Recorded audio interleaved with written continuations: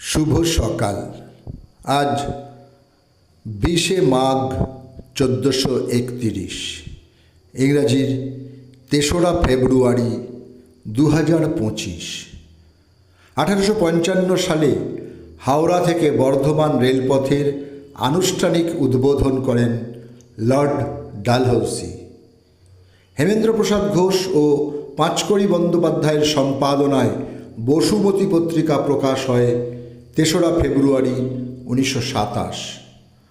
কলকাতা ও হাওড়ার সংযোগকারী রবীন্দ্র সেতু সর্বসাধারণের জন্য উন্মুক্ত করা হয় 1943 সালের 3রা ফেব্রুয়ারি। 1997 সালের 3রা ফেব্রুয়ারি কলকাতা ময়দানে বিধ্বংসী অগ্নিকাণ্ডে কলকাতা পুস্তক মেলা ভস্মীভূত হয়।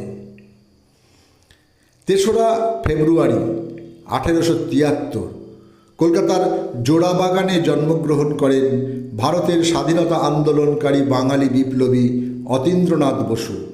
রবীন্দ্রনাথ ঠাকুরের পরামর্শে 1905 সালে তিনি বিদ্যালয় স্থাপন করেন। যুবকদের দেহে ও মনে শক্তিমান করে তোলবার উদ্দেশ্যে 2রা এপ্রিল 1926 তিনি সিমলা ব্যায়াম সমিতি প্রতিষ্ঠা করেন। 1932 ইংরেজ সরকার সিমলা ব্যায়াম সমিতিকে শরীরচর্চার আড়ালে বিপ্লবী তৈরির আখড়া সন্দেহে বেআইনি ঘোষণা করে। বাংলা সাহিত্যের একজন অপ্রতিদ্বন্দ্বী কথা সাহিত্যিক, ছোট গল্পকার ও ঔপন্যাসিক প্রভাত কুমার মুখোপাধ্যায়ের আজ জন্মদিন। সময়টা 1873।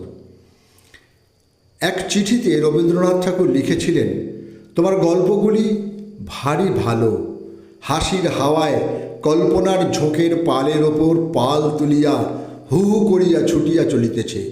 কোথাও বিন্দুমাত্র ভার আছে বা বাধা আছে তাহা অনুভব করিবার জো নাই। উর্মিলা দেবী ভারতীয় ব্রিটিশ বিরোধী স্বাধীনতা আন্দোলনের অগ্নিযুগের এক নারী বিপ্লবী। 3রা ফেব্রুয়ারি 1883 ঢাকার বিক্রমপুরের তেলিরবাগ গ্রামে তার জন্ম হয়। দেশবন্ধুর প্রেরণায় তিনি নারীদের মধ্যে কাজ করে গেছেন। গড়ে তোলেন নারী কর্ম মন্দির। 3রা ফেব্রুয়ারি 1883 বিহার রাজ্যের মুঙ্গেরে জন্মগ্রহণ করেন বাঙালি চিত্রশিল্পী নন্দলাল বসু। চিত্রশিল্পের জন্য তিনি 1952-তে দেশিকোত্তম, 1954-তে পদ্মবিভূষণ উপাধিতে ভূষিত হন। 1956-তে ললিতকলা একাডেমির 2য় ফেলো নির্বাচিত হন তিনি।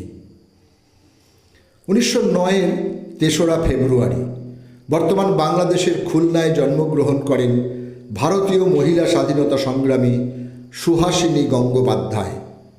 তাঁর কীর্তির কথা স্মরণ করে কলকাতায় হরিশ মুখার্জি রোড ও আশুতোষ মুখার্জি রোডের সংযোগকারী একটি রাস্তার নাম রাখা হয় সুহাসিনী গঙ্গোপাধ্যায় সরণি।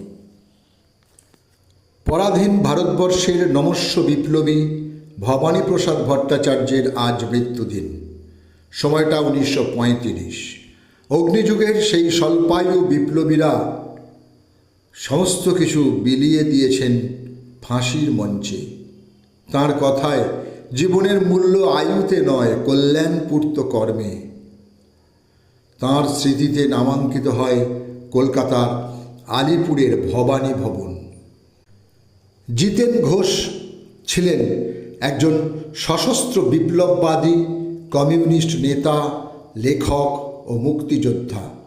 1921-এ তিনি অসহযোগ আন্দোলনে যোগ দেন ও কারাবরণ করেন। জেলের ঘানি ঘোরাতে অস্বীকার করায় তাঁর ওপর অকথ্য অত্যাচার চালায় ব্রিটিশ পুলিশ। তাঁর অনমনীয় দৃঢ়তা দেখে অন্য জেলবন্দিরা তাঁকে সেলাম জানায়।